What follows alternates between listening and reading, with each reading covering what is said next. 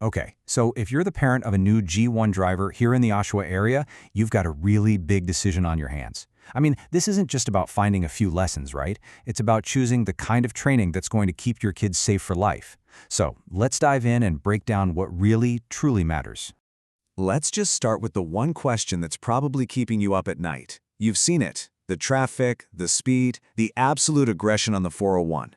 Is your teen actually ready for that? Because this isn't just about passing a test. It's about surviving one of the busiest highways in North America day in and day out. So, before we can even talk about finding the right training, we have to understand the very specific environment our kids are going to be driving in. Let's break down what I like to call Oshawa's driving gauntlet. Driving here is, well, it's just different. First, you've got the non-stop highway aggression on the 401, the 412, and the 407. It's a high-speed, high-stakes game every single day. Then you have those super complex main roads, like Taunton or Simcoe, with endless plazas and cars constantly turning in front of you. And to top it all off, you throw in our wild four-season weather, where that lake-effect snow can turn a perfectly clear road into a sheet of ice in minutes.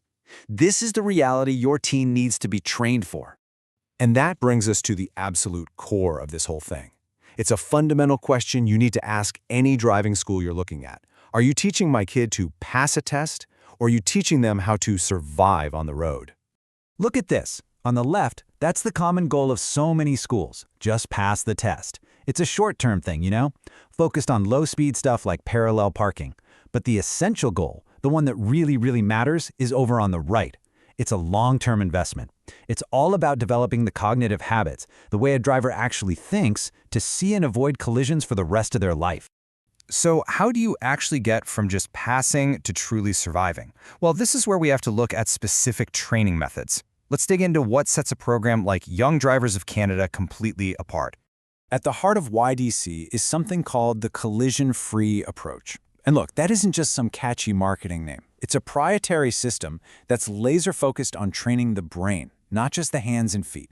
It's about teaching a new driver how to actually perceive risk and react to different scenarios before they even become dangerous. This goes way beyond the minimum government standards.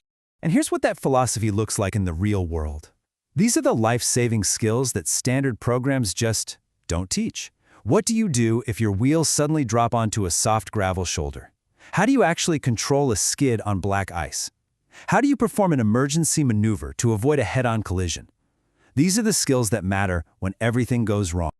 But even the best lessons in the world have a potential weak spot. A report from Young Drivers identified something they call the practice gap. Basically, it found that while the professional lessons are great, that unstructured and, let's be honest, often anxious, practice time with us parents is where the system can break down. There's no plan, there's no structure, and those critical skills don't get reinforced. So to solve that exact problem, YDC developed a really slick, modern solution. It's a piece of tech that builds a bridge right over that practice gap. It's called the Driver's Coach app, and it basically turns your smartphone into a professional co-pilot. It uses AI to automatically log all the practice hours, and it gives a safety score based on things like smooth braking and good cornering. So instead of arguing about whether a turn was too fast, you get objective data. It actually gives you, the parent, specific homework from the instructor, which makes sure that practice time is actually productive and builds on what they just learned. Okay, I know what you're thinking. All of this specialized training and this cool technology, it's gotta cost more. So let's talk about the elephant in the room. The price, and what you're really paying for.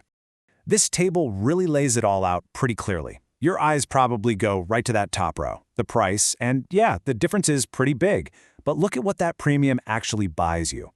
As you move from the budget schools on the right over to UDC on the left, the curriculum goes from just passing the test to that proprietary collision-free program.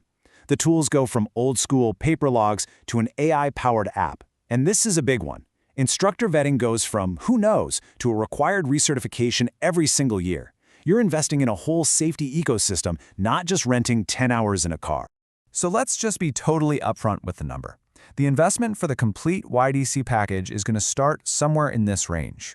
And yep, looking back at that chart, that's roughly double the price of a budget school. So the question becomes, what justifies that cost? And here's the justification, plain and simple. It's not just a driving course. It's an investment in survival skills that last a lifetime. It's an investment in the quality of the person sitting next to your child.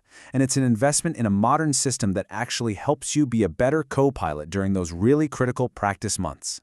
So if this approach is making sense for you and your family, what are the next steps? Let's make it really simple and actionable. First things first, just make sure your teen has their G1.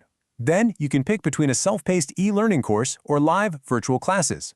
As soon as you sign up, get that app downloaded so you can start logging practice hours right away. And here's a pro tip. Book those in-car lessons 2 to 4 weeks ahead of time because the spots here in Oshawa fill up really fast. And hey, as a little bonus, here is some super local practical advice for structuring those practice drives with your teen. Start in a big empty lot, like the Oshawa GO station on a weekend. Then move to the quiet residential streets near the university. Once they've got their confidence up, you can graduate to busier roads like Rossland. And finally, for the big one, the highway, use the long on-ramps at Harmony Road. They are absolutely perfect for learning how to merge safely onto the 401.